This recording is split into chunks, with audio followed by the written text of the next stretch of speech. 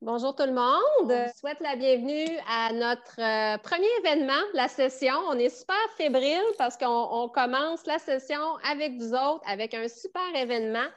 Donc, je me présente Valérie Huppé, conseillère à la vie étudiante. Je suis responsable du volet entrepreneuriat et développement durable, mais évidemment, j'ai des collaborateurs avec moi, des gens qui travaillent avec moi, dont Noémie Tanguay, Lauriane Garand, Stéphane, Jacinthe. Bref, vous allez tous connaître ce beau monde-là, mais c'est pour vous dire que j'ai une super équipe avec moi. Qu'est-ce que je fais au Cégep Limoilou? Bien, écoutez, ça fait 7 ans à peu près que je suis au Cégep et j'organise entre autres des formations, des conférences, des activités pour les étudiants qui désirent partir des projets. Tout part d'une idée, mais après, c'est important de s'outiller sur différentes facettes pour le projet, que ce soit marketing, que ce soit études de marché, que ce soit financement. Bref, moi, mon but, c'est de vous faciliter la tâche, de vous aider à vous mettre en connexion avec les bonnes personnes au bon moment, d'organiser des conférences, des formations. Donc, c'est tout en virtuel, évidemment, cette session-ci. Mais quand même, les étudiants y apprécient beaucoup puisqu'ils peuvent manger leur croûte, écouter les formateurs, rencontrer des entrepreneurs. C'est un peu sous forme informelle en même temps, donc c'est hyper intéressant. Entre autres, je m'occupe aussi, si savez-vous vous impliquer et vous avez de l'intérêt pour le développement durable, on a en place au Cégep depuis peu une jeune coop en développement durable qui permet aux étudiants qui ont un intérêt pour l'environnement et le développement durable, mais aussi pour l'entrepreneuriat, qui ont le goût de s'impliquer, mais avec des valeurs, avec une cause qui leur tient à cœur, l'environnement et le développement durable. Vous allez en savoir plus tantôt parce qu'on a Roxane, une fière représentante du projet. Mais Roxane, elle vient de mettre le lien dans le chat. Donc, si c'est quelque chose qui vous intéresse, les étudiants organisent une séance d'info jeudi le 4 février à 20 h. Donc, toutes les informations sont dans le lien dans le chat. Ça ne vous engage à rien. Vous venez rencontrer une gang d'étudiants passionnés, intéressés par l'environnement. Puis, on vous parle un peu des projets qu'on réalise au Cégep. Et aussi, pour terminer, bien, on a le club entrepreneur étudiant, on a l'entrepreneur études, donc plein d'activités. Je vais vous mettre mon courriel là, dans le chat tantôt. Fait que si vous avez des questions, peu importe, là, je suis la référence. Donc, j'ai fini mon introduction. Donc, je vous souhaite un super beau panel. N'hésitez pas si vous avez des questions dans le chat. Bref, nous, ce qu'on veut, c'est vraiment un super échange. Puis, je voudrais me dire merci à notre animateur de ce midi, Luc Audebrand, de l'Université Laval, qui est un passionné de l'économie sociale, qui a accepté encore cette année d'animer le panel. Donc, merci beaucoup, Luc. Donc, je vais laisser la parole à Jacinthe, qui est une collaboratrice à la Jeune Coop au Cégep, qui joue encore un très grand rôle, qui nous a aidé à mettre en place notre projet Jeune Coop. Donc, je te laisse la parole, Jacinthe, puis bon panel tout le monde. Merci Valérie, bonjour à tous. On a un grand groupe, c'est génial. Je vais partager mon écran. J'aimerais vous prendre quelques minutes pour vous présenter Jeune Coop au collégial. On l'offre également au secondaire, primaire et université. On va se concentrer aujourd'hui pour le collégial. Moi, je suis agente de promotion de l'entrepreneuriat coopératif jeunesse. Je suis du Conseil québécois de la coopération et de la mutualité, qui est un organisme provincial. Donc, d'abord, je m'adresse à tous ceux qui souhaiteraient concrétiser des idées.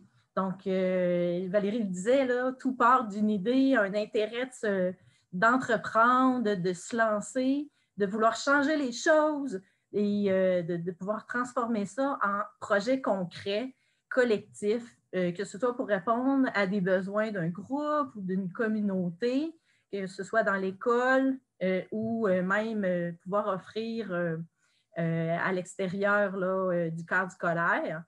Des fois, c'est aussi simplement qu'on souhaite développer des compétences, on souhaite s'impliquer, on veut développer des qualités comme la créativité, le sens des responsabilités, les communications, toutes sortes de compétences là, utiles dans un projet d'entrepreneuriat et qui vont aussi pouvoir être utilisées quand vous allez être sur le marché du travail. C'est ça nos bases, notre intention.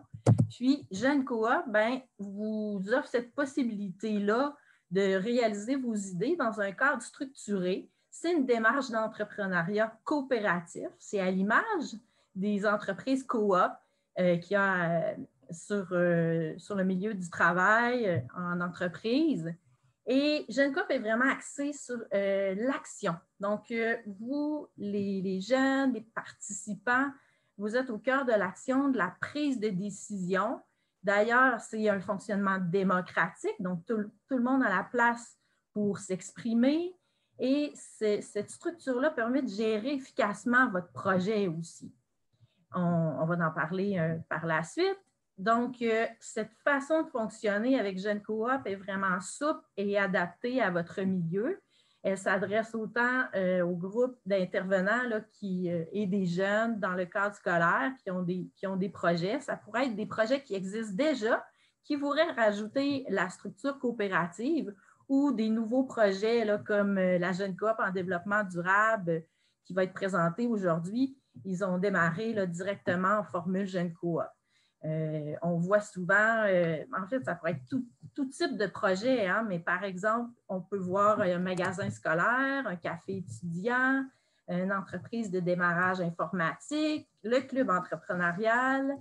Donc, on peut en voir là, vraiment de toutes sortes, c'est selon votre créativité puis vos intérêts. Donc, les étapes, ça vous donne un petit exemple. C'est vraiment une démarche, hein, pas à pas, structurée, qui vous aide dans le démarrage, mais toute la réalisation de votre projet. Donc, puis ça, on peut le prendre comme à l'étape où on le souhaite, puis utiliser les parties qu'on a besoin. Avec l'entrepreneuriat coop, c'est sûr qu'on va avoir des petites touches là, avec les valeurs humaines. On va créer des comités de travail pour vraiment s'entraider. Il va y avoir une prise de décision démocratique là, avec un conseil d'administration, par exemple. Donc, on va vous aider à toutes ces étapes-là. Ça peut être des projets de plus grande ampleur ou ça peut être vraiment très simple là, au niveau des étapes choisies. L'expérience coop, donc, nous, avec le programme Jeune Coop, on vous apporte vraiment des ateliers, des activités vraiment sur mesure à toutes les étapes de votre projet. On a des outils adaptés, un accompagnement qui est gratuit par un agent, entre autres comme moi, des formations, on a tout plein d'informations aussi pour vous aider à travers votre projet. Puis, on vous aide à créer le lien aussi avec la communauté. Là, des fois, on veut aller chercher des partenaires ou du soutien dans le milieu. On a un outil en ligne pour ceux qui sont intéressés. Puis, c'est vraiment, ça présente la démarche. On a des activités interactives. Je vous partagerai les liens là, par la suite. Donc, c'est la Jeune Coop, la démarche collégiale. Ensuite, on a aussi des exemples inspirants que je veux vous présenter. On a Roue Libre qui est à Québec. Eux, ils se sont centrés sur leur intérêt de l'entretien, la réparation de vélos. Ça peut être dans un domaine de l'agriculture urbaine. C'est Serre-aux-Vieux, à Montréal. Il y a la Jeune Coop du cégep Huntsic aussi. Eux, c'est pour créer un espace zen et un frigo collectif. Donc, si vous voyez, c'est très, très, très varié, les exemples. Puis, mais ça peut être aussi à l'intérieur de votre projet de classe aussi, à l'intérieur de votre programme, que ce soit service à la clientèle, la gestion des publicités ou autre. Donc, voilà, mon rôle, ça sera de vous soutenir si vous souhaitez démarrer un projet de la sorte. Vous aider peut-être pour la recherche de financement et à travers toutes les étapes du projet. Donc, si vous avez des questions, vous avez un intérêt ou des fois juste une petite idée, on peut en discuter ensemble. Il y a des agents à travers toute la province, donc c'est facile de trouver la ressource là, pour vous aider. Puis, je vous rappelle que c'est gratuit, mais surtout, ça apporte une superbe expérience là, pour votre milieu, puis votre carrière ou vos implications futures. Voilà, donc j'espère que je vous souhaite une belle continuité de panel. Merci Jacinthe. Maintenant, on va laisser la parole à Stéphane du pôle des entreprises d'économie sociale à prendre la parole quelques minutes avant qu'on démarre officiellement le panel. Hey, super, merci beaucoup Valérie. Donc, je voudrais vous remercier à tous d'être présents. 59 personnes, 60, c'est vraiment le fun de voir l'intérêt que vous avez pour l'économie sociale. Et je tiens à remercier aussi l'équipe du programme Sciences humaines. Hein. C'est grâce à vous là, si on peut organiser ce beau panel-là encore une fois cette année. Merci aux panélistes et merci évidemment à Luc là, qui a accepté d'animer ce panel. Vous me connaissez déjà, on collabore dans différentes activités. Moi, je suis conseiller en prédémarrage d'entreprise d'économie sociale. Donc, mon rôle, c'est vraiment de vous aider, de vous accompagner dans toutes les étapes d'idéation, un peu comme ce qu'on vit ensemble quand on fait les activités là, de réflexion, puis le révélateur finalement. C'est vraiment de voir quels sont les besoins de la communauté, puis quelles sont les solutions concrètes qu'on peut adopter pour les aider. Puis finalement, toute la gouvernance, la vie associative. Et c'est orienté vers éventuellement la constitution d'un vrai projet, d'un projet concret qui va effectivement là, servir la communauté. Je ne prendrai pas plus de temps que ça. Si vous avez des questions, écoutez, moi, je vous suggère vraiment d'aller voir Valérie Huppé. Si vous avez envie, vous êtes curieux de lancer un projet, que ce soit en économie sociale, en entrepreneuriat libéral, société par action, travailleur autonome, si c'est juste un engagement étudiant, je pense que la ressource est Valérie Huppé. Et si jamais elle juge que mon expertise pourrait être mise à profit, là, elle va pouvoir vous référer à moi. Je laisse maintenant la parole à Luc qui va pouvoir poursuivre l'activité. Merci beaucoup, Stéphane. Donc, merci beaucoup à toute l'équipe qui a organisé ce panel, de m'avoir invité cette année. J'y étais présent l'année dernière en présentiel dans votre auditorium. C'était super. Il y avait vraiment beaucoup de personnes, des gens vraiment intéressants, intéressés, passionnés. Donc, je suis très content d'être ici encore parmi vous. Puis, je suis surtout très content d'être accompagné de 5 personnes, de 4 personnes qui vont passionnés de leur projet d'entreprise, qui vont venir parler avec moi. Si je comprends bien, je suis donc dans une salle virtuelle avec des gens qui sont en sciences humaines. Il y a des enseignants, il y a aussi des étudiants en sciences humaines. C'est moi-même, c'est ce que j'ai fait moi aussi lorsque j'étais au cégep. Je ne révélerai pas c'est quand, mais ça fait assez longtemps, mais c'est ce que j'ai fait aussi, sciences humaines. Puis je sais que c'est un moment tout à fait particulier d'effervescence, où on apprend plein de choses, on s'ouvre au monde et c'est vraiment un moment incroyable. Puis vous êtes chanceux et chanceuses d'avoir des enseignants, des professeurs avec vous qui font ça. Souvent, quand on pense sciences humaines, on oublie, on pense que c'est, par exemple, des gens qui vont en technique, en génie, dans des sciences plus pures ou d'où les projets d'affaires émergent. Mais vous avez en sciences humaines, vous apprenez des choses dans vos différents cours qui vous donnent vraiment, vraiment une prise pour apprendre, pour développer des projets d'affaires, des projets d'entreprise qui répondent à des vrais besoins. Que ce soit vos cours en psycho, en sociaux ou en d'autres choses, vous apprenez des choses sur la pauvreté, sur la maladie mentale, sur les différents problèmes.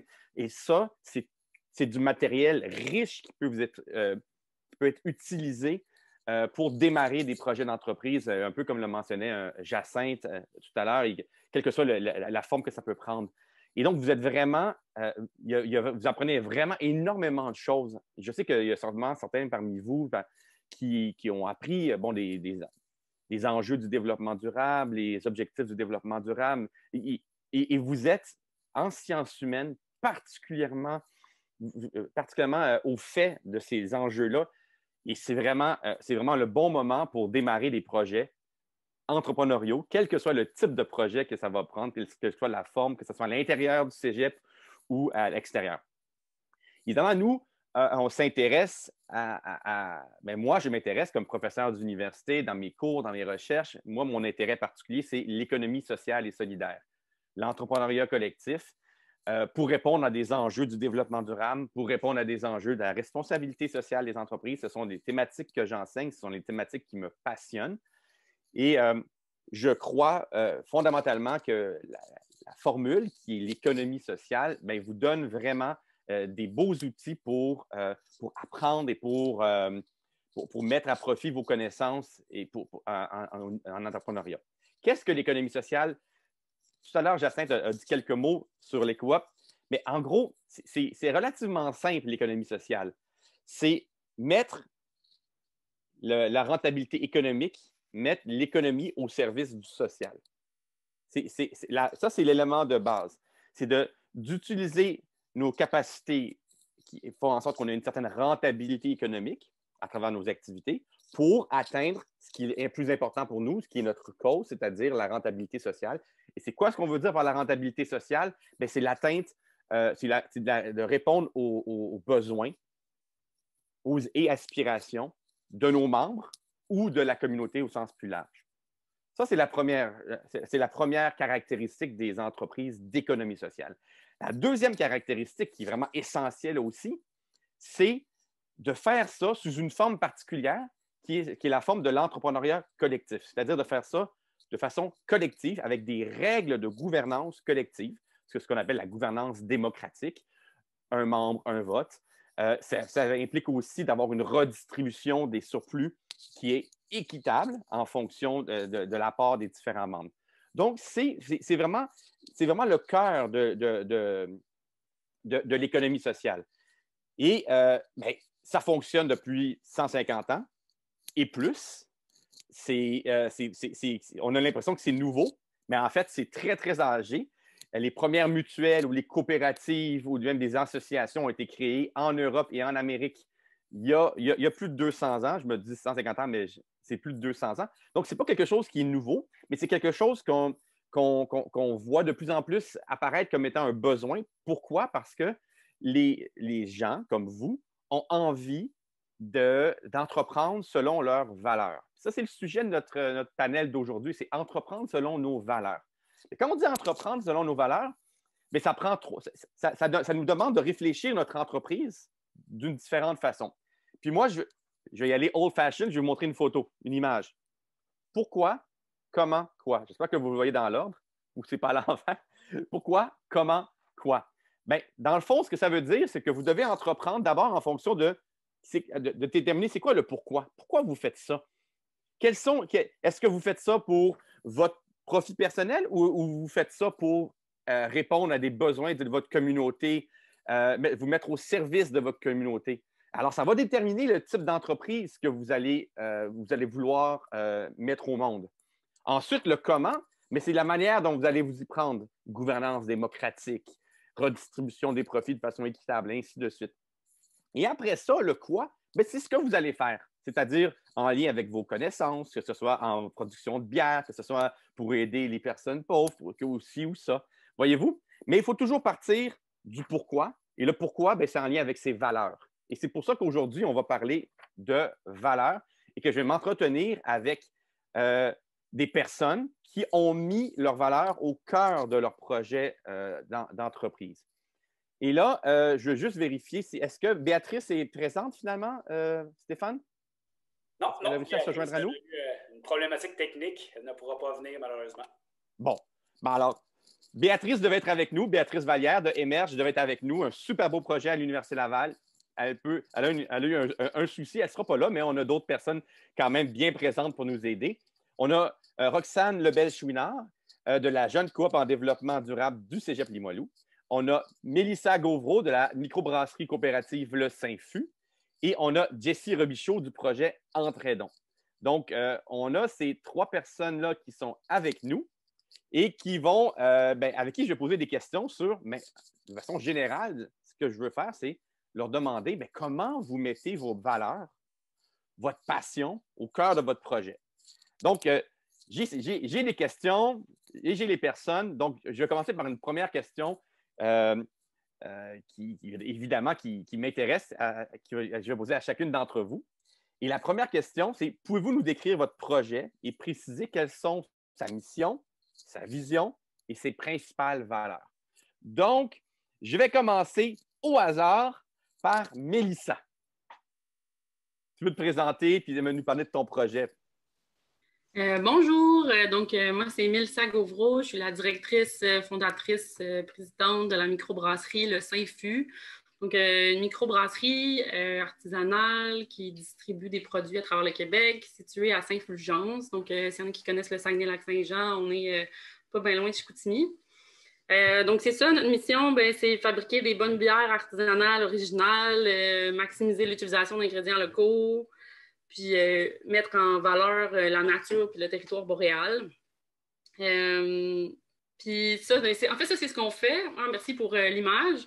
Puis, mais notre objectif, finalement, d'économie sociale, c'est de créer de l'emploi puis maintenir ces emplois-là dans un milieu rural. Donc, dans notre village de Saint-Fulgence, on est convaincu que l'emploi, c'est vraiment une forme de dynamisme dans les milieux ruraux, genre, puis c'est ça qu'on veut mettre de l'avant. Fait qu'on est une coopérative de travailleurs, donc c'est les membres travailleurs c'est les travailleurs qui sont membres de la coopérative. Nos principales valeurs, c'est ça, c'est la création d'emplois puis de richesses en milieu rural, la gestion démocratique, donc un membre, un vote. L'idée derrière ça, en tout cas, ce qui nous allumait beaucoup là-dedans, c'est que peu importe, comparé à une entreprise privée, peu importe l'argent que tu as investi dans l'entreprise, ou la personne qui en a mis le plus pour X raisons, c'est pas elle qui va prendre le plus de décisions. Donc, il peut avoir quand même une structure organisée là, par rapport au port. Puis, si tu mets plus d'argent, un jour, tu vas avoir plus de ristournes, mais un peu comme à la caisse d'économie, à la caisse des jardins. Mais les décisions seront pas prises en fonction de l'argent. C'est vraiment les compétences de chacun qui sont mises à profit, puis c'est ça qu'on trouve important. Mettre en valeur notre territoire. Donc, ça, c'est nos nouvelles étiquettes. On a décidé d'y aller plus avec la faune aviaire, mais l'idée, c'est qu'on présente vraiment la nature de Saint-Fulgence ou de la Boréalie en général. Participer à notre dynamisme régional. En tout cas, quand c'est possible, participer aux événements, participer à rendre notre village puis notre région attrayante puis intéressante. Puis, là, nécessairement, inclure dans la fabrication là, des ingrédients locaux, puis la protection de l'environnement. Puis, voilà. Donc, c'est ça nos valeurs. Merci beaucoup, Mélissa. Donc, j'aime bien ingrédients locaux, mettre en valeur le territoire, puis maintenir ou créer et maintenir des emplois dans votre région à Saint-Fulgence. Parce qu'on ne veut pas qu'il y ait du dépeuplement, que les gens s'en aillent. On veut trouver des moyens que les gens restent, puis créer des emplois qui ne peuvent être délocalisés, ça favorise ça. Merci beaucoup, Mélissa. On va y aller avec Roxane. Bonjour, Roxane. Est-ce que tu peux te présenter? Oui, bonjour. Donc, moi, c'est Roxane. Aujourd'hui, je représente la jeune coop en développement durable du Cégep Limoilou. Puis, la jeune coop, en fait, c'est tout nouveau. Il faut savoir que c'est très récent là, dans le réseau là, de mon école et de votre école. Et la jeune coop, un peu comme Jacinthe en a parlé, Valérie en a parlé, c'est une entreprise école. Puis, ça a un objectif, en fait, de répondre à un besoin du milieu et en mettre en place des solutions concrètes qui sont adaptées. Dans d'autres mots plus précis, c'est que depuis plusieurs années, le Cégep a mis en place, par exemple, une politique sur le développement durable, a mis en place des projets pour justement axer sur le développement durable, par exemple, nos ruches qui nous font du bon miel. Puis, on a aussi le Conseil d'action en concertation et en environnement, là, donc plus précisément le CAS. Et ça montre l'intérêt que les élèves, le personnel, le Cégep qui veut le désir d'avoir un développement durable, mais on a aussi une place qui est aussi très importante en entrepreneuriat avec Valérie. Donc, les élèves avaient besoin justement, puis on a besoin d'avoir des projets qui soutiennent ces deux branches-là, soit l'entrepreneuriat et le développement durable. Donc, la jeune coop permet de rassembler ça avec plein d'intervenants qui nous aident. Là. Donc, en mettant ça en place, ça vient rejoindre les valeurs des élèves, du personnel, du cégep. Donc, ultimement, c'est ça, c'est le fun, ça permet aux étudiants de s'impliquer, puis de développer les qualités qui sont entrepreneuriales. Puis même si on n'a pas l'intérêt entrepreneurial, en fait, ça nous permet de développer des projets, de connaître du monde, de faire des liens avec tout ça. Fait que c'est super génial puis enrichissant. Puis, un autre besoin qu'on avait, c'est que le Cégep avait beaucoup de projets sur l'entrepreneuriat, beaucoup de projets sur l'environnement et le développement durable. Et là, ça, la jeune coop, ça permet de relier ça. Puis, c'est quelque chose qu'avant, ça n'existait pas. Donc, ça permet là, de rendre heureux tout ce monde-là. Là. Donc, voilà, grosso modo, qu'est-ce que c'est la jeune coop? Merci beaucoup, beaucoup, Roxane. Puis, pour ton implication, pour ton beau projet, puis aussi pour le fait que tu as un fond d'écran qui correspond à ce que tu promeus. Et ça, c'est aussi très génial. J'ai hâte d'en apprendre un peu plus sur ton projet un peu plus tard. Allons à la troisième personne et non la moindre, c'est Jessie Robichaud. Jessie, tu peux parler. Bonjour tout le monde, moi c'est Jessie. Dans le fond, je suis la cofondatrice de Entraidons. Entraidons, pour ceux qui ne savent pas c'est quoi, c'est une monnaie locale qui est située présentement dans le quartier de Saint-Roch. C'est là qu'elle a vu naître le jour. Éventuellement, on aimerait ça que ça prenne de l'ampleur dans d'autres quartiers de Québec, mais aussi peut-être dans d'autres provinces et d'autres pays. On a été approchés là, par des dirigeants de la Belgique, puis de plein d'autres endroits, fait que c'est super intéressant. Comment ça fonctionne? C'est que les gens qui ont envie peuvent acheter cette monnaie-là chez un de nos partenaires. Donc, présentement, on a des épiceries, des pharmacies, sinon des organismes communautaires. Ils peuvent acheter les monnaies, puis après ça, la distribuer aux personnes de leur désir. Puis, une fois que ces personnes-là ont la monnaie en main, ils peuvent aller l'échanger contre n'importe quoi qu'ils veulent dans ces commerces-là. Dans le fond, un jeton égale $1. Donc, ça leur laisse le choix d'acheter qu'est-ce qu'ils veulent plutôt que de quelqu'un qui dit, bon, ben, c'est correct, tu as besoin de quelque chose, moi, je vais aller t'acheter un sandwich, puis finalement, ben, tu n'as pas nécessairement ça dont il y avait besoin. Parce qu'on s'entend qu'on a plusieurs besoins autres que de simplement manger un sandwich que la personne aura choisi. Ce que je voulais vous dire par rapport à notre mission, c'est que là, aller jusqu'à tout récemment, donc, je vous dirais hier même, on avait la même mission depuis le début, mais là, on a décidé de réorienter notre projet. Là, je l'appelle le projet parce qu'on n'a pas choisi encore sous quelle forme qu'on veut que ça prenne, que ce soit une OBNL, coopérative, ou si on veut se joindre à un organisme communautaire déjà existant. Mais dans le fond, notre mission, auparavant, c'était de faciliter l'accès aux personnes en situation de précarité à une monnaie destinée à favoriser un meilleur partage des ressources dans les résidents de Saint-Roch. Là, après avoir parlé, on s'est dit que peut-être que juste d'avoir une monnaie, ça ne répondait pas à toutes nos valeurs. Donc, notre nouvelle mission, puis Stéphane, on en reparlera là, quand on va pouvoir se rencontrer prochainement, mais ce serait de favoriser l'esprit communautaire par l'amélioration de la qualité de vie des membres et l'inclusion des personnes en situation de vulnérabilité. Fait que c'est une mission qui est beaucoup plus large, mais qui va en mettre moins le dos large sur la monnaie, puis ça va nous permettre d'avoir une forme d'écosystème qui nous amène à notre nouvelle vision, qui serait d'offrir un écosystème pérenne et intégré répondant aux besoins évolutifs de la communauté. Tout ça parce que les valeurs à la base, c'était le respect, l'entraide, la dignité et l'appartenance. Parce que pour nous, le respect, de prendre en considération les besoins et les opinions de chaque personne et non de tenir pour acquis. L'entraide, soutenir la collaboration de la communauté et les personnes en situation de précarité, parce que je pense que ce qui unit une communauté, c'est vraiment de pouvoir s'entraider. La dignité, c'est que chaque personne mérite de vivre dans la dignité, peu importe sa situation sociale, financière et mentale, sans vivre avec le jugement des autres. Puis l'appartenance, c'est favoriser l'inclusion et l'intégration de chaque membre de la communauté, parce que tout le monde mérite de faire part de la communauté. Je pense que ça fait le tour. Merci beaucoup, Jessie. Ce qui est vraiment intéressant dans ce que tu nous as présenté, c'est qu'on voit qu'à mesure que votre projet avance, bien évidemment, vous vous rendez compte que ce que vous pensiez qui était peut-être central au départ, bien, ça prend une autre forme, ça doit se développer. Puis ça, c'est tout à fait normal dans tout projet à mesure qu'on prend du recul face à ce qu'on fait, mais on développe de nouvelles visions. Puis on va être un peu plus à même de répondre aux véritables besoins des gens, de la communauté, de nos membres ou de la communauté. Pour distinguer membres, quand on parle de besoins des membres, souvent on parle des besoins des membres, par exemple dans une coopérative, bien, il y a le membre consommateur, il y a le membre travailleur, dans le cas de la coopérative de travail de Mélissa. Il peut y avoir un membre producteur, par exemple les producteurs qui viennent donner leurs grains, leurs fruits pour que la coopérative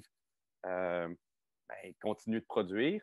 Et il y a aussi des membres, il peut y avoir des membres qu'on appelle de soutien, des gens qui adhèrent au projet, donc qui peuvent venir soutenir. Donc ça, c'est pour les coopératives. Donc, il y a différents types de membres. Quand on parle d'un OBNL, comme c'est le cas de Jessie, bien, il n'y a pas de membre en tant que tel. Le membership, bien, c'est la communauté qu'on dessert. Donc, dans ce cas-ci, c'est la communauté de Saint-Roch, c'est les personnes itinérantes de Saint-Roch. Donc, le membership est plus large. Et ça, c'est la petite différence qui existe entre un OBNL et une coopérative. Donc votre choix de la forme que vous allez utiliser, bien, va dépendre un peu de qui vous visez à aider. La communauté au sens large ou des membres précis qui font partie de votre coopérative ou de votre BNL, de votre entreprise d'économie sociale. Donc, merci beaucoup, Jessie. Ça peut évoluer aussi. Hein? Donc, et là, on le voit avec Jessie, ça évolue. On va passer à la deuxième question qui est, dans le fond, de voir d'où ça vient, d'où ça vous vient ce désir de démarrer ce projet-là. Comme j'aime le dire souvent, il n'y a pas de self-made man, self-made woman. On est tous dans un environnement, on a tous des gens qui nous ont influencés, qui ont fait en sorte qu'on a développé nos valeurs, qui fait en sorte qu'on est qui on est en ce moment. Et là, j'aimerais savoir, bien, vous, d'où proviennent vos valeurs et comment vous avez su être à l'écoute de ces valeurs et des gens qui vous ont aidé à les développer et de votre environnement en général. Donc, d'où ça provient tout ça, pour que les gens qui sont dans la salle comprennent bien là, que eux aussi sont capables de faire ça s'ils sont et si elles sont à l'écoute de leurs valeurs. Donc, ben écoute, regarde, on va aller à l'envers. On va commencer par Jessie. C'est bon, merci. Bon, fait que là, c'est un petit peu vague, là, comme j'expliquais à Stéphane, d'où proviennent mes valeurs. Je vous dirais, là, les valeurs, ça ne vient pas toutes d'une même place.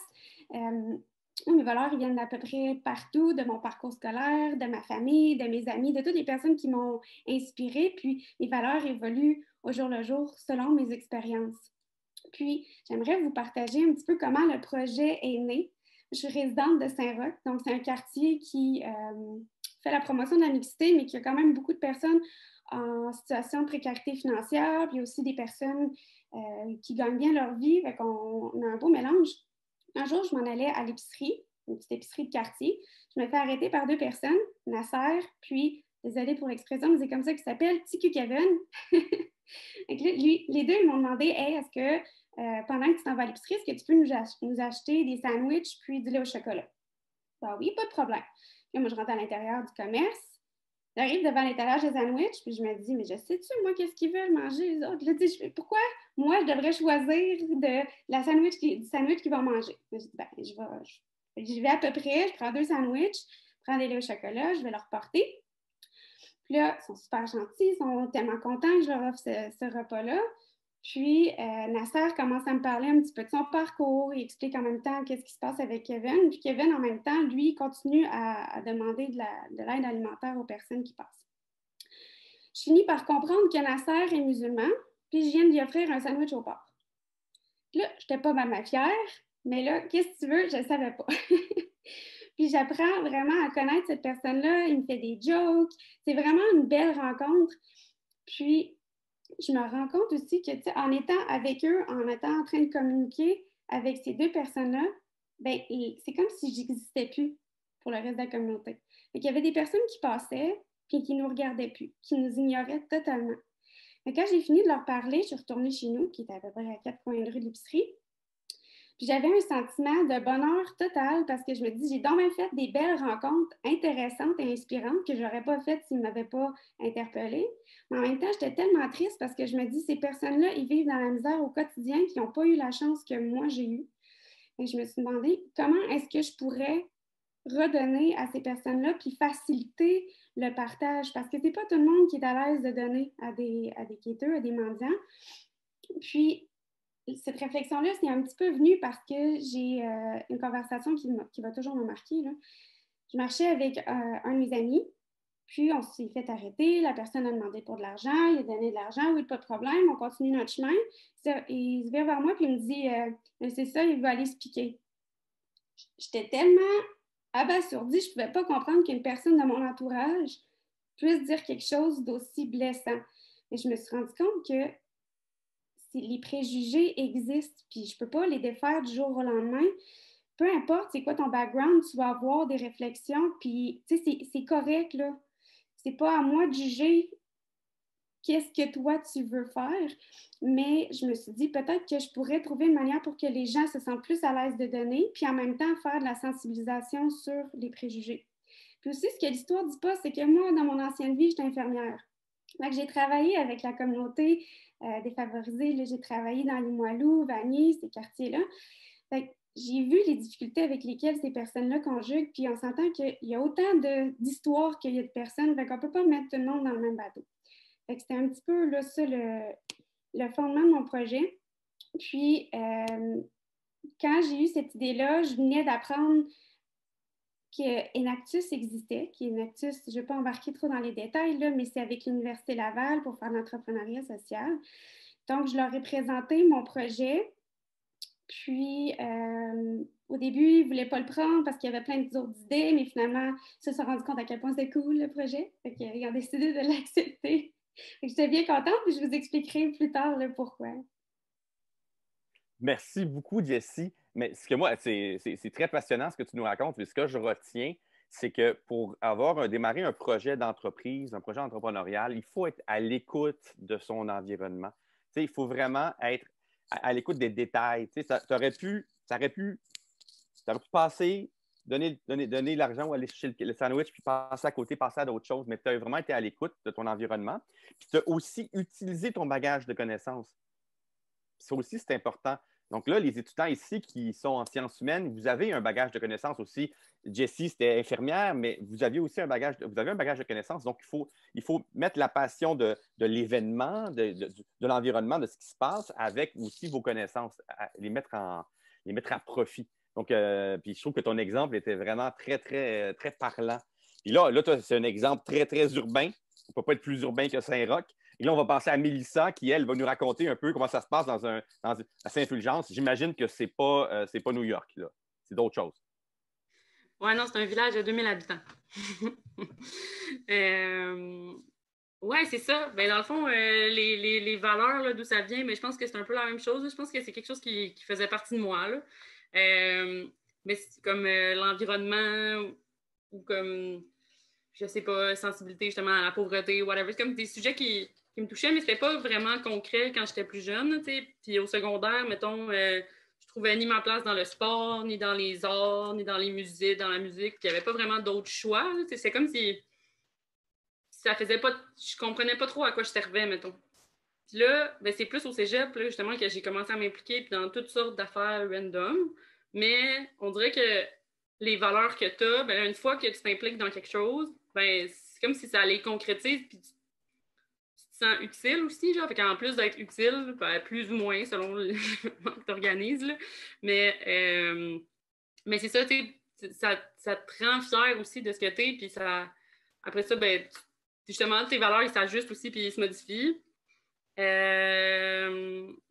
C'est ça. Puis après ça, ben moi, j'ai une formation en géographie aussi, qui découle des sciences humaines, même si j'ai fait autre chose entre-temps.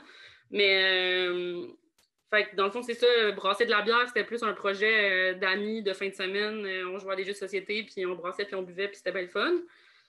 Puis là, ben, allier, mixer avec ça, avec mon bac en géographie, puis mes connaissances du développement régional, développement local, ben là, puis mes expériences d'implication, mais là, tout ça imbriqué ensemble, mais ça a donné le Saint-Fu. Fait que c'est un peu de là que ça vient. Même si comme ça n'a pas de lien direct, là, genre un bac des études en environnement, un bac en géographie, puis une brasserie, genre. Mais c'est ça. La brasserie, ben, elle participe à développer mon village, puis c'est ce que j'ai appris à l'école. Ben, écoute, moi, je vois vraiment un lien direct. Mélissa, tu parlais des valeurs de ton entreprise, favoriser les ingrédients locaux, valoriser le territoire, maintenir des emplois. Bien, tes études t'ont fait comprendre l'importance de différents enjeux, de différents éléments pour créer un territoire qui soit riche avec une belle biodiversité humaine aussi. Donc, moi, je suis certain que tes études en géographie ont été utiles. Puis, il n'y a pas juste ça, il y a aussi ce que tu dis qui est vraiment intéressant, c'est que le fait de commencer à t'impliquer dans des projets, bien, ça donne, plus on s'implique, plus ça donne envie, puis plus tu développes ton pourquoi. Tu sais, le pourquoi, à quoi je sers, tu disais, là, c'est quoi le sens de ma vie, ce que je veux faire, mais c'est pas quelque chose que tu peux avoir une idée comme ça, ça peut naître de même, mais c'est aussi quelque chose qui tranquillement, en faisant, on devient forgeron. En forgeant, on devient forgeron. Puis de développer tes valeurs à travers tes rencontres, à travers ton implication. Donc, c'est très bien. J'ajouterais peut-être même, là, juste avant, là, vous avez j'oublie qui, là, mais il y avait une espèce de les étapes d'un projet là, avec l'outil là, pour mettre les étapes de projet. Mais c'est comme ces étapes-là que tu traverses quand tu fais des projets scolaires ou extrascolaires ou peu importe, c'est exactement les mêmes étapes qu'une entreprise. C'est quasi pareil. Là, je veux dire, c'est égal à un plan d'affaires. Une fois que tu as déjà fait ça, ben, comme le plan d'affaires, il ne te fait pas peur. Ah, ben c'est y aller petit pas, la théorie des petits pas, si je comprends bien. Ouais, ben en tout cas, c'est le même processus, tu sais. Ouais. Fait que une fois que tu es décollé puis tu comprends le processus, ben tu peux le refaire pour un autre projet. Puis ça Exactement. C'est bien. Merci beaucoup. Mais Roxane, c'est à ton tour. D'où proviennent tes valeurs? Puis comment tu as été à l'écoute de ton environnement, de toi-même, puis des autres, puis qui t'a amené à faire ce que tu fais maintenant? Oui, mais en fait, moi, je pense que c'est à la base l'environnement où j'ai été élevée. Là. Moi, je proviens d'un environnement qui est défavorisé. Donc, j'ai toujours été dans des écoles catégorisées comme étant défavorisées. Donc, ça m'a permis d'avoir accès à des choses qu'autrement, je n'aurais pas eu accès. Il y avait beaucoup de projets, il y avait beaucoup d'activités pour justement pas se sentir différent puis égal aux autres. Puis je pense que ça, c'est une des premières valeurs que j'ai d'être égale, de transférer ma connaissance, le partage, ces choses-là. C'est quelque chose qui a toujours existé en moi à cause de mon environnement. Puis c'est une valeur que maintenant, c'est super important. Je vais pas garder ça pour moi. Je veux partager, je veux qu'on soit égal, je veux que tout le monde puisse participer puis avoir accès à ce que moi j'ai accès. Puis par la suite, ben, je me suis impliquée là, depuis toujours dans les comités. Là. Moi, ça a commencé au primaire, puis j'ai pas arrêté. Ben là, je suis au cégep, mais j'ai fait l'université avant. Fait que jusqu'à l'université, j'ai pu m'impliquer. Puis ça m'a toujours permis de. Ben, en fait, ma valeur, c'est que moi, j'aime travailler, j'aime faire une différence autour de moi. Puis ça, c'est important, mais dans les projets, c'est qu'il y a d'autres personnes, puis ça me permet d'avoir une mobilisation qui est un peu plus importante. Puis avec la jeune coop, c'est ça que je suis allée chercher parce que oui, il y a la notion de l'environnement. Là, vous avez vu en arrière de moi, ben, j'ai une expérience, je suis horticultrice dans la vie. Donc, l'environnement, les potagers, tout ça, c'est quelque chose qui est fort en moi. Puis, l'environnement, ça, c'est une chose, mais toute cette notion de partage, d'équité, la jeune coop, ce comité-là m'a permis justement là, de relier mes valeurs à moi, mais donc c'est vice-versa, si je pourrais dire. Là. Donc, la jeune coop m'apporte et j'apporte à la jeune coop. Puis, fait que c'est ça, grosso modo, c'est vraiment plus le partage de connaissances, l'équité là, qui m'habite, mais toute la notion là, d'environnement. Puis, moi aussi, je suis allée en sciences humaines, donc ça m'a aussi ouvert les yeux à plein de choses, des problématiques qui existent. Donc, faire des projets comme ça, ben, c'est encore plus stimulant à la longue. Là, ça donne encore plus de power sur tes valeurs. Comme certaines disaient, ben, ça te permet de concrétiser là, puis de savoir que c'est ça ta valeur, puis que c'est vraiment important pour toi. Puis si tu te rends compte en route que finalement, l'environnement, c'est pas ça, toi, ta valeur, ben ça te permet de changer puis d'essayer tout ça. Là. Fait que le fait d'entreprendre un peu avant là, comme Mélissa et Jessie, là, c'est bien de le faire à l'école puis de voir où nos valeurs peuvent nous mener. Fait que ça serait ça mon mot final. Là. Mais non, c'est pas la fin, Roxane. Il y a plein d'autres choses à dire, mais c'est très intéressant. Ce que je trouve vraiment chouette, là, c'est que comment vous avez, chacune d'entre vous, votre background est vraiment utile dans ce que vous faites maintenant. Ça ne sort pas de nulle part. Ce n'est pas un lapin sorti d'un chapeau. Votre passé sert à ça. Vous a amené où vous êtes. Puis moi, chacune des 50 personnes qui sont avec nous aujourd'hui, je suis certain que vous avez aussi quelque chose dans votre passé, dans vos études, dans votre famille qui peut vous mener à avoir un projet. Des fois, il s'agit juste de faire la bonne rencontre au bon moment. Puis un projet comme Jeune Coop permet de faire ça, de rencontrer des gens aussi. Donc, l'importance de sortir de chez soi puis d'ouvrir sa caméra, des fois, ça peut être utile. Alors, on passe à la troisième question, parce que là, pour l'instant, vous nous avez raconté comment c'est beau, comment ça correspond à ce que vous êtes. Mais on le sait, hein, que tout projet, que ce soit un projet entrepreneurial, un projet de n'importe quoi, des études, on sait que ça peut être compliqué. Il y a des embûches, il y a des enjeux, des défis, il y a des obstacles. Puis là, j'aimerais savoir peut-être si vous pouviez, chacun d'entre vous, me dire c'est quoi les principaux obstacles que vous avez vécus, puis comment vous essayez de les dépasser ou non, ou qu'est-ce qui se passe? Puis regarde, comme tu es là, Roxane, devant moi, vas-y.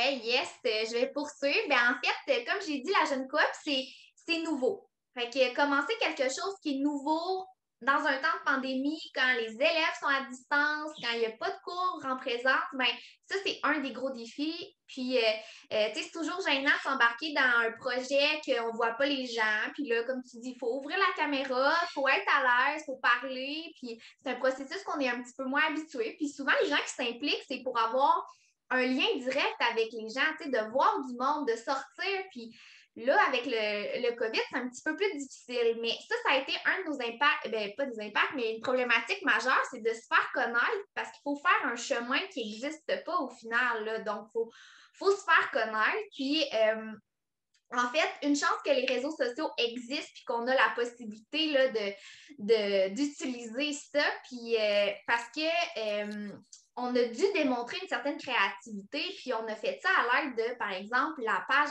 Instagram de Limoiveur. D'ailleurs, si vous n'êtes pas inscrits, nos étudiants, c'est le temps, il y a un concours actuellement. Puis, en fait, c'est ça, c'est que ce qui est le fun avec une jeune coop, c'est que cette problématique-là, on a pu la surmonter en étant une équipe parce que moi, toute seule, dire « Hey, la jeune coop, c'est cool, venez embarquer avec moi », c'est pas suffisant. En équipe, on peut se mobiliser, on peut partager nos connaissances, on peut mettre nos idées sur la table. Fait que ça, c'est ce qui permet d'avancer, mais une des choses importantes d'être dans une jeune coop comme ça, c'est l'esprit qui est... en fait, c'est motivant de participer. On n'est pas tout seul. On a le goût de se voir. On a le goût d'avancer nos projets. Puis de dire, « Hey, moi, ma tâche est faite. Puis, j'ai cette idée-là. » Fait que je pense que là, on a vécu certaines problématiques à cause du COVID. Il va en avoir d'autres, mais je pense que notre solution ultime, c'est le fait d'être en équipe puis d'avoir un soutien aussi externe parce qu'on est des étudiants, on n'a pas toute l'expérience, mais on a un full d'intervenants qui sont là, prêts à nous aider, à nous supporter, puis à nous faire avancer là, dans nos projets, nos démarches. Là. Donc, je finirais juste en disant que c'est le temps de vous investir dans un projet comme ça, de développer un projet durant l'école parce que vous n'êtes pas seul, puis c'est ça qui va vous aider dans n'importe quelle problématique. Hey, merci beaucoup, Roxane, pour ce témoignage sur un des enjeux. Puis, ce que tu as dit, je suis sûr qu'il y a plein d'autres étudiants au cégep qui vivent ça. On le sait, j'en entends parler. La solitude, le besoin de contact, puis le fait le besoin des autres pour pouvoir réussir. On a besoin des autres pour pouvoir nous-mêmes réussir. Donc, je pense que ton projet montre que ça peut porter ses fruits, le fait de s'ouvrir, d'ouvrir sa caméra, puis d'aller vers les autres dans le contexte d'une jeune coop. Est-ce que, Jessie, tu veux poursuivre? Les principaux enjeux que vous avez vécus? J'ai vu votre projet évoluer avec le temps, puis je sais que ça n'a pas été toujours facile, mais j'aimerais en savoir un peu plus. Oui, effectivement, ça n'a pas toujours été facile. Ça ne l'est encore pas nécessairement aujourd'hui. Là, on fait ça beaucoup par passion parce que ça rejoint nos valeurs, mais je ne vous cacherai pas qu'il y a quand même beaucoup d'embûches. Puis, à commencer par la charge de travail qui est énorme, étant donné que c'est un projet qu'on essaie d'intégrer dans la communauté puis dans plusieurs autres communautés. Puis, ce travail-là, au début, moi, je me disais, si Enactus ne prend pas mon projet, c'est pas grave, je vais le commencer toute seule. Et une maudite chance qu'ils l'ont pris parce que c'est tellement de job. C'est énorme, la charge de travail que j'avais avec ça, puis je m'en attendais pas. Fait que, moi, j'ai trouvé ça super positif de travailler avec la gang d'Enactus. Puis j'ai trouvé des amis. à travers ça, mais aussi une expérience très, très, très variée. Tu sais, on a la chance de travailler des fois avec des ingénieurs, avec du personnel de la santé, avec du monde de background complètement différent, puis tout le monde apporte sa petite touche au projet, puis aussi apporte, mettons, tu sais, des fois, tu ne sais pas vers où te tourner pour avoir une information. Puis là, tu as quelqu'un qui dit « Ah, moi, j'ai tel contact. » Fait que, tu sais, ça t'amène vraiment un gros réseau. Fait que pour ça, c'était super positif. Puis, je dirais, là, notre problème principal présentement, c'est la viabilité du projet. Puis là, vous allez me dire, c'est gros comme problème. Oui, on le sait.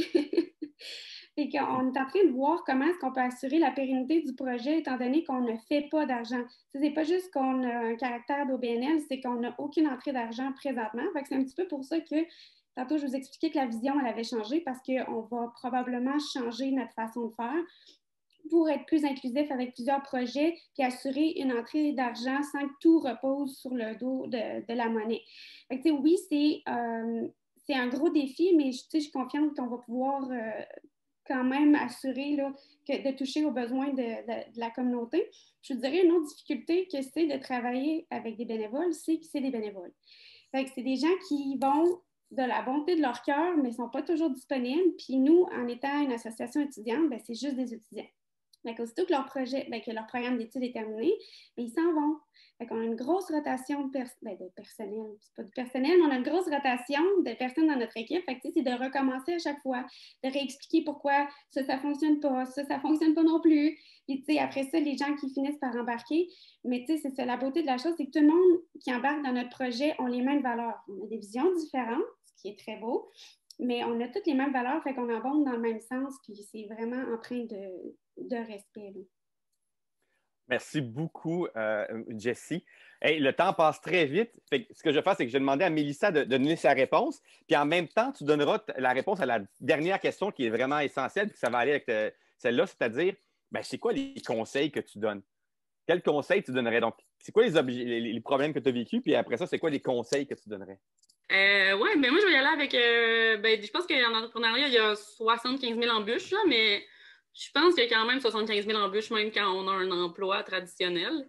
Puis c'est juste grosso modo, de prendre un à la fois, puis de trouver des solutions. Mais mon embûche, ce serait... une embûche qu'on a eu beaucoup, c'est le fonds de roulement. C'est une espèce de mot critique qu'on se fait souvent parler quand on fait un projet. Fonds de roulement, c'est l'argent que tu as besoin pour payer les gens, tes fournisseurs, fait que ceux qui, dans notre cas, mettons, acheter du grain et du houblon, en attendant que les gens qui nous achètent de la bière nous payent. Ça ne va pas toujours dans le même ordre ni dans les mêmes délais. Il y a comme une zone tampon, là, c'est que tu as besoin de sous en attendant. Puis ça, ça va jouer sur entreprendre selon tes valeurs, parce que je sais pas, moi, mettons, on a envie d'acheter tel ingrédient, l'acheter localement, ça va être direct du producteur, ça va peut-être coûter un montant de plus, mais là, si on a mal géré nos finances, là, ça déboule, puis ça limite beaucoup l'action au final. Et c'est quelque chose qu'on m'avait parlé, puis on nous l'avait dit, puis on avait essayé de le bonifier, mais c'est ça prend du temps, puis c'est quelque chose auquel il faut vraiment faut accorder beaucoup de temps, même si c'est la partie plate. Fait que c'est soit y accorder beaucoup de temps soi-même, ou soit s'entourer d'une équipe complémentaire pour nous aider à avancer là-dedans. Comme mon conjoint, il est dans la microbrasserie aussi, puis au début, il disait « Ah ouais, on pourrait faire ça avec telle personne, telle personne, telle personne. » Puis j'étais comme « Oui, ça, Maxime, ça fait un groupe de brasseurs amateurs. C'est vraiment le fun, mais ça ne gère pas une brasserie. » Ça prend quelqu'un, ça prend quelqu'un qui lave, puis ça prend quelqu'un qui brasse, puis ça prend quelqu'un qui fait les coms, puis ça prend quelqu'un qui gère l'argent. Puis ça, c'est important. Fait que soit vous le développez puis vous apprenez des compétences par rapport à ça, soit vous vous entourez de quelqu'un qui est capable de le faire. Puis ça, c'est vraiment un de mes conseils. Puis, même chose, là, ce que j'avais dit dans le fond, dans le conseil, c'est vraiment de bien s'entourer. Fait que, tous les organismes d'entrepreneuriat, vous allez les voir puis vous leur présentez votre projet. Fait que en présentant votre projet, juste le mettre dans des mots pour que quelqu'un d'autre le comprenne, c'est déjà une bonne étape, ça fait que votre projet il se clarifie, puis la personne elle va vous dire « Ah, mais je comprends pas tel élément de votre projet, puis je comprends pas tel élément. » Puis tu n'auras pas le choix de le réexpliquer, puis de le réexpliquer encore, puis de le réexpliquer encore à tous ces gens-là qui vont t'aider. Puis ils vont t'aider à clarifier le projet, puis à le mener à terme. Puis des fois, c'est confrontant aussi, comme d'avoir l'idée de quelqu'un qui a, mettons, plus d'expérience que nous, genre, dans ce projet-là. Puis tu fais comme « Ben non, mais voyons donc, je pense pas que ça va être de même, mais... » C'est bon, puis des fois, leurs conseils, ils vont pas s'appliquer genre le jour même où ils vont te le donner, mais plus tard, tu vas t'en souvenir. Puis aussi, souvent, quand on va rencontrer des gens ou des conseillers en entrepreneuriat, ben, on va souvent se préparer beaucoup à l'avance pour aller les voir, tu sais, puis on va leur dire où est-ce qu'on est rendu. Et je pense qu'un bon conseil, c'est de se prévoir beaucoup de temps après. Parce que quand on ressort de ces rencontres-là, mon Dieu, qu'on a du travail, genre, puis qu'on fait comme, ouais, là, on ressort de la rencontre, puis là, on est dans l'autobus à Québec, peut-être, ou dans notre voiture, ou whatever, à pied, puis on est comme, là, ça bouillonne d'idées, puis ben, le temps, je pense, après, est vraiment important aussi. Ça prend autant de temps, une rencontre avant, pendant, après, pour faire avancer notre projet. Merci beaucoup. C'est un conseil très, très riche. J'ai un collègue qui dit ben, quand tu démarres un projet d'entreprise, c'est comme si tu décidais d'avoir un enfant ou de te marier. Il faut que tu fasses bien attention parce qu'il peut y avoir des problèmes. Donc, il ne faut pas y aller juste comme ça avec les personnes parce qu'on les aime bien, parce qu'on est chummy. Il faut faire attention de s'entourer des bonnes personnes puis qui nous complètent bien, avec qui on peut s'entendre à long terme. Jessie, à ton tour, le conseil. J'essaie de faire ça vite. Là. Dans le fond, ce que j'aimerais ça vous dire, c'est que plutôt que vous embarquez, le mieux que c'est, parce que vous allez baigner là-dedans, vous allez prendre l'expérience de plein de personnes, puis c'est le temps de faire des erreurs là, quand vous êtes dans des programmes comme ça, dans des programmes scolaires. Fait que c'est pas grave, puis vous allez en apprendre tellement. Puis suivre le plus possible les réseaux sociaux des compagnies qui vous inspirent. Assister à des conférences, à des panels comme ça vous donne une idée là, de comment ça fonctionne vraiment. Puis, je vous disais, plutôt que vous embarquez, mieux c'est, mais il n'est jamais trop tard. Moi, j'ai l'impression d'avoir vécu une vie au complet avant d'embarquer dans ce projet-là, puis je suis très contente de l'avoir fait pareil. Ah, ça, c'était vraiment un beau commentaire, Jessie. Il n'est jamais trop tard, il faut commencer. Ça, c'est vraiment un commentaire que je trouve vraiment très pertinent. Merci beaucoup. Puis finalement, ben, il y a Roxane qui est la plus proche de la plupart des étudiants qui sont ici, qui avaient dans une coop. Ben, qu'est-ce que tu donnes comme conseil aux gens, là, tes collègues étudiants là, qui veulent peut-être démarrer, qui ne savent pas trop quoi faire, puis peut-être qu'ils se sentent un peu perdus dans tout ça? Ben, en fait, ça va un peu avec ce que Jessie a dit, là, c'est de s'impliquer tôt. Donc, moi, mon conseil, c'est de profiter du statut étudiant pour vous impliquer, puis peut-être développer votre projet parce que moi, actuellement, je suis dans la jeune coop, mais je suis en train de développer mon projet qui s'appelle Essence végétale. Donc, j'ai eu accès à toutes ces ressources-là, puis c'est gratuit. Ça te permet aussi de voir si tu aimes ça, de faire des erreurs sans que ça ait des impacts, là, que tu perdes des sous ou quoi que ce soit. Puis ça te permet de bénéficier à des bourses, des concours. Ça te permet de développer des habiletés, d'acquérir de l'expérience. Puis s'impliquer dans ces études, c'est tellement bénéfique. Puis justement, je finis avec ça. Pour de vrai, ça va être ma phrase finale, Luc. C'est que c'est le temps de s'impliquer. Puis si ça tente, demain, jeudi à 20h, il y a la séance d'information pour la jeune coop en développement durable. Je vais y être avec mes collègues. Donc, ça va être le temps. Je vais pouvoir te montrer notre équipe géniale là, qui pourrait t'aider à te motiver là, pour tes cours en ligne ou quoi que ce soit. Tu vas voir, on a une belle énergie. Donc, impliquez-vous durant vos études. Vous allez voir, ça fait la différence.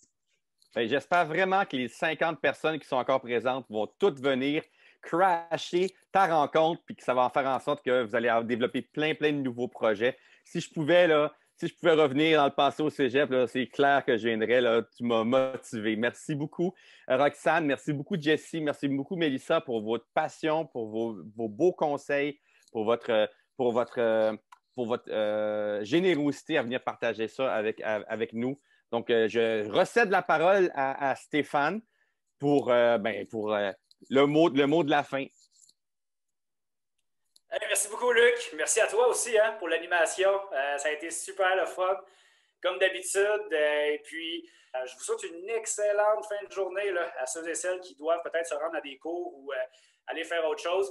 Merci encore d'avoir été là. Vive les sciences humaines. Merci, Luc. Merci tout le monde.